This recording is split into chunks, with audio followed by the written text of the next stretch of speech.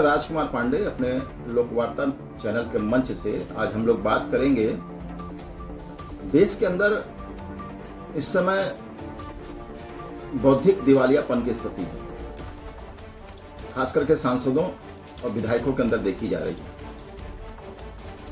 अभी अभी आपने देखा कि जंतर मंतर पर किस तरह से प्रोटेस्ट हुए, छात्रों के नाम पर वह क्या क्या वहां हुआ, किस तरह से लोगों को गालियां दी गई और ऐसी ऐसी गालियां दी गई जो शायद डिक्शनरी में खोजने पर नहीं मिले। ये क्यों है, इस पर आज विचार करने की जरूरत है। विषय हम डिस्कस करने जा रहे हैं वह देश के दो सबसे महत्वपूर्ण पिलर्स और स्तंभों से जुड़ा हुआ है। एक तरफ है देश की संसद और राजनीति और दूसरी तरफ है देश का विज्ञान, शिक्षा और रिसर्च इकोसिस्टम। पिछले कुछ दिनों से आपने न्यूज हेडलाइंस में देखा होगा कि संसद से लेकर सोशल मीडिया और देश की यूनिवर्सिटी से लेकर गलियारों तक एक बहुत बड़ी बहस छिड़ गई। मुद्दा है कि क्या संसद की बहस के दौरान किसी राजनीतिक दल का नेता देश के एक शीर्ष वैज्ञानिक IIT डायरेक्टर का नाम लेकर या उसके रिसर्च टॉपिक को लेकर तंज कस सकता है। इस पूरे विवाद में प्रियंका गांधी का बयान, IIT मद्रास के निर्देशक प्रोफेसर वी कामकोटी का नाम, देश के 215 कुलपतियों का खुला पत्र है। एग्जाम रिफॉर्म बिल 2026 जैसे तमाम पहलू शामिल हैं। आज के इस सेशन में हम बिना किसी पूर्वाग्रह के केवल फैक्ट पर बात करेंगे। ये मामला क्या है, कहां से शुरू हुआ विवाद, सबसे पहले हम लोग इसी क्रोनोलॉजी को समझते हैं। यह बात उठी कहां से। संसद सत्र चल रहा था और चर्चा का मुख्य बिंदु क्या था, एग्जाम रिफॉर्म बिल 2026, परीक्षा सुधार विधेयक 2026, देश में प्रतियोगी परीक्षाओं में पारदर्शिता लाने, पेपर लीक रोकने और नेशनल टेस्टिंग एजेंसी NTA जैसी संस्थाओं के पुनर्गठन को लेकर कानून बनाने पर बहस हो रही। विपक्ष की ओर से कांग्रेस सांसद प्रियंका गांधी जी ने चर्चा में भाग लेते हुए सरकार की शिक्षा नीति और वैज्ञानिक शैक्षणिक संस्थाओं के प्रमुखों की नियुक्तियों पर सवाल उठाए। इसी दौरान उन्होंने तंज कसते हुए कहा कि सरकार ऐसे लोगों को देश के शीर्ष शिक्षक संस्थाओं और परीक्षा सुधार कमेटियों का प्रमुख बना रही है जिनका मुख्य अनुभव या एक्सपर्टाइज गौमूत्र पर रिसर्च करना है। अब यहां से दो नाम और दो विवाद जन्म लेते हैं। पहला, प्रोफेसर वी कामकोटी, जो वर्तमान में IIT मद्रास के डायरेक्टर हैं, और दूसरा 215 यूनिवर्सिटीज के कुलपतियों द्वारा जारी किया गया ओपन लेटर।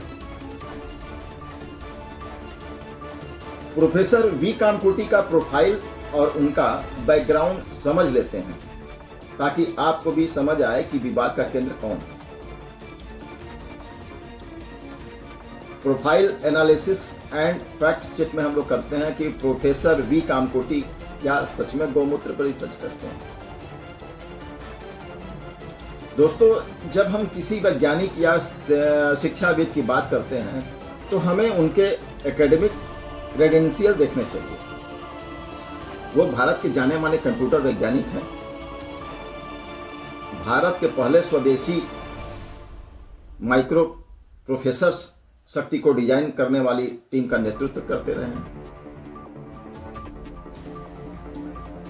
इसको माइक्रो प्रोसेसर्स को जो टीम का नेतृत्व था प्रोफेसर कामकोटी नहीं किया था।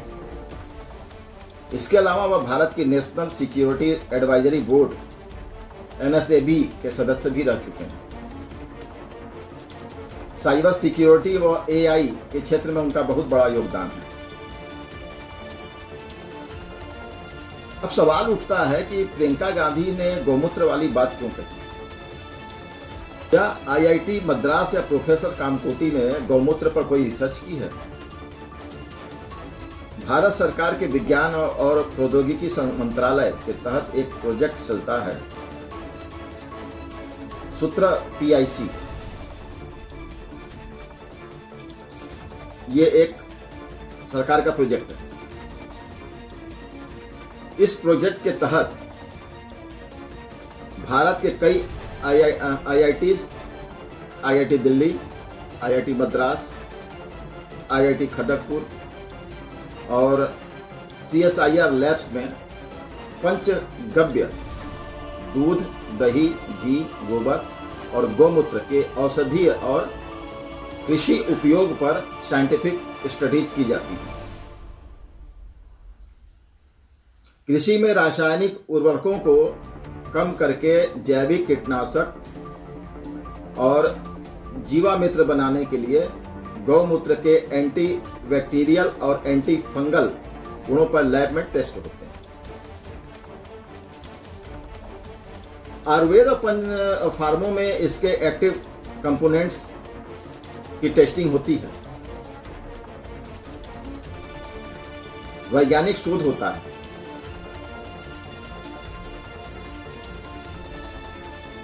अब इसमें प्रोफेसर कामकोटी एक कंप्यूटर वैज्ञानिक है, IIT Madras and multi disciplinary institute है जहां सैकड़ों रिसर्च प्रोजेक्ट चलते हैं।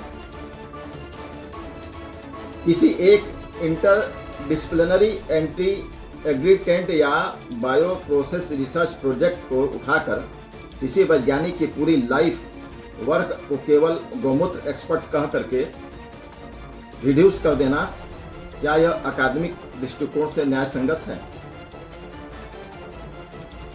इसका उत्तर आप खुद दीजिए। प्रियंका के इस बयान के बाद देश के शैक्षिक जगत में बहुत तीखी प्रतिक्रिया आई। देश की 215 यूनिवर्सिटीज के, जिनमें central universities, state IITs, IIT के प्रमुख और पूर्व VC शामिल हैं, उन्होंने मिलकर एक संयुक्त पत्र जारी किया है। इस पत्र के मुख्य बिंदु क्या हैं? अकादमिक स्वायत्तता का सम्मान। नेताओं को राजनीतिक लड़ाई संसद में लड़नी चाहिए, लेकिन देश की वैज्ञानिक और शैक्षणिक बिरादरी का राजनीतिकरण नहीं होना चाहिए।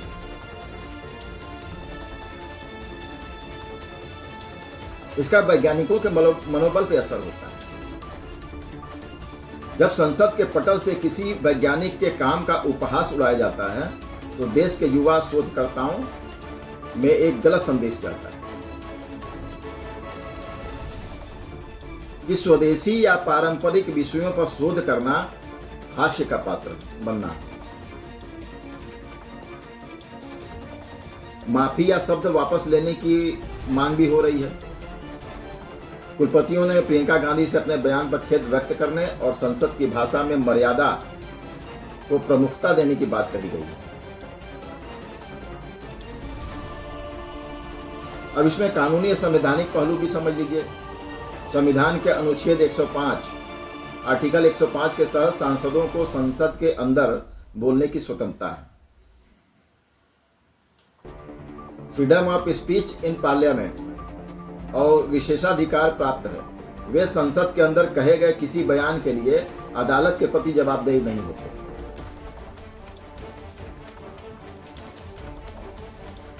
लेकिन संसद के नियम यह कहते हैं कि कोई व्यक्ति संसद का सदस्य नहीं है और वह अपना बचाव करने के लिए संसद में उपस्थित नहीं हो सकता, जैसे कि वैज्ञानिक, नौकरशाह या आम नागरिक। उन पर व्यक्तिगत टिप्पणी करने से बचना चाहिए।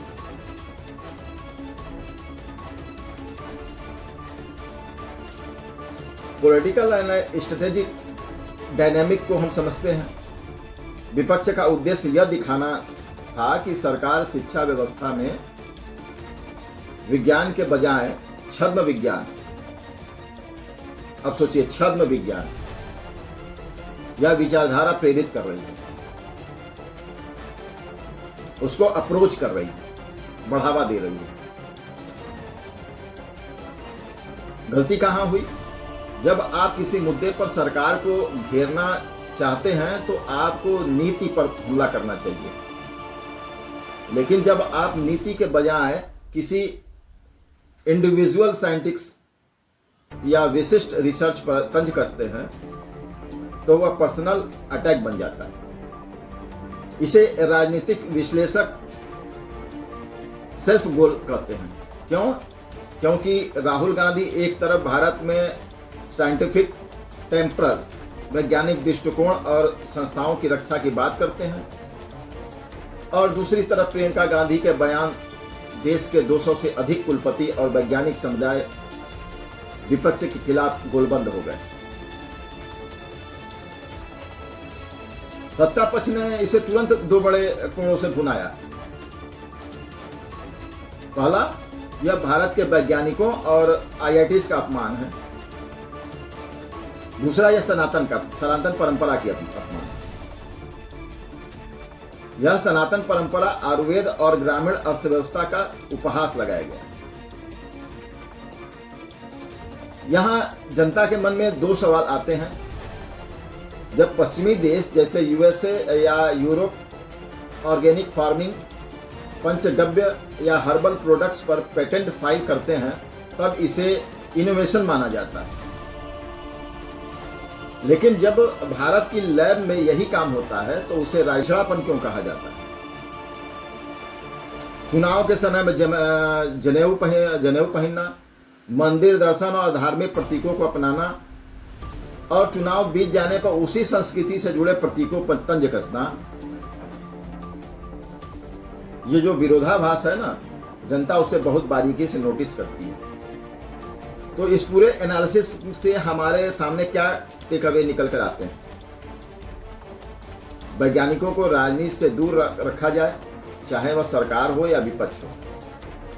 देश के वैज्ञानिकों, प्रोफेसरों और आईआईटी जैसे संस्थाओं को राजनीतिक खींचतान का हिस्सा नहीं बनाया जाना चाहिए। एग्जाम रिफॉर्म बिल 2026 जैसे अति महत्वपूर्ण विधेयक पर बहस के समय ध्यान पेपर लीक, एनटीए के सुधार, सिलेबस और युवाओं के भविष्य पर होना चाहिए था, न कि व्यक्तिगत तंजों पर। पारंपरिक ज्ञान पर वैज्ञानिक दृष्टिकोण, आयुर्वेद, गाय के बाय प्रोडक्ट्स या ऑर्गेनिक फार्मिंग पर शोध करना, अगर अंतर्राष्ट्रीय साइंटिफिक मानकों पर खरा उतरता है तो वह देश के किसानों के हित में है। उसे राजनीतिक हास्य का विषय नहीं बनाया जाना चाहिए। क्या आपको लगता है कि नेताओं को संसद में किसी वैज्ञानिक का शिक्षण संस्थान पर टिप्पणी करने से पहले उनके एकेडमिक बैकग्राउंड को समझना चाहिए? और क्या प्रियंका गांधी को इस मामले पर शिक्षाविदों की मांग के अनुसार स्पष्टीकरण देना चाहिए? अपनी राय को कमेंट्स बॉक्स में जरूर दर्ज कराइएगा। और मैं इससे इतर हट करके आपसे ये कहना चाहता हूं कि हिंदुस्तान युवाओं का देश है। विश्व में सबसे ज्यादा युवा हिंदुस्तान में, लेकिन मोदी जी अंतर्राष्ट्रीय मंचों पर जा करके बड़े गर्व के साथ कहते हैं कि हम 125 करोड़ देशवासी हैं। उसमें जहां तक अनुमानता 24 लाख 25 लाख युवा, ये दुनिया के बहुत बड़े तादाद में युवा हिंदुस्तान में। लेकिन इन युवाओं में कितने हमारे देश के लायक हैं, कितने काबिल हैं, इस पर बहस होनी चाहिए। बहुत बड़े तादाद में युवा जो अच्छे माइंड होता है, अच्छा दिमाग होता है, उसे अमेरिका हायर कर लेता है, यूरोप हायर कर लेता है। जो हमारे के यहाँ बचते हैं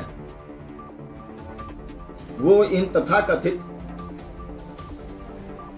बहकाने वाले राजनीतिज्ञों के चक्कर में पड़ करके देश का नुकसान करते हैं।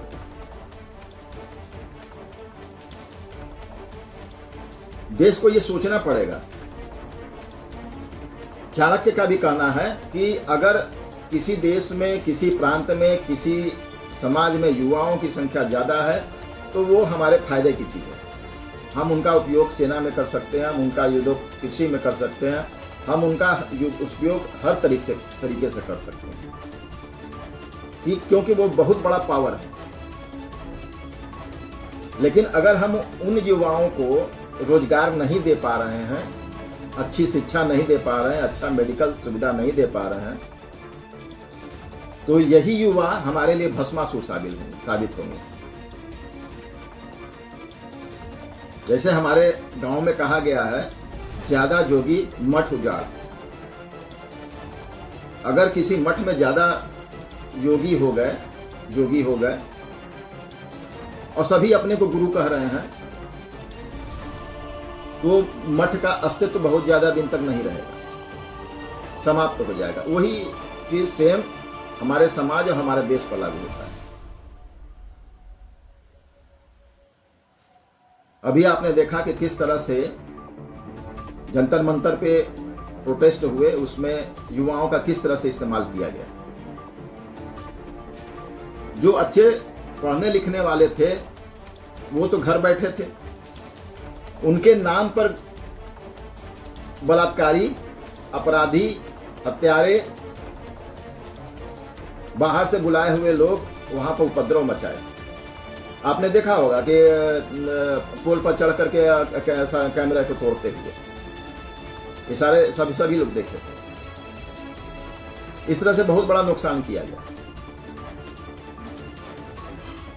और सरकार ने जब उसको रोकने का प्रयास किया, प्रतिक्रिया दिया, तो उस पर आज देश में पंचायत हो रही है, बहस हो रही है कि युवाओं को मारा गया, युवाओं को पीटा गया।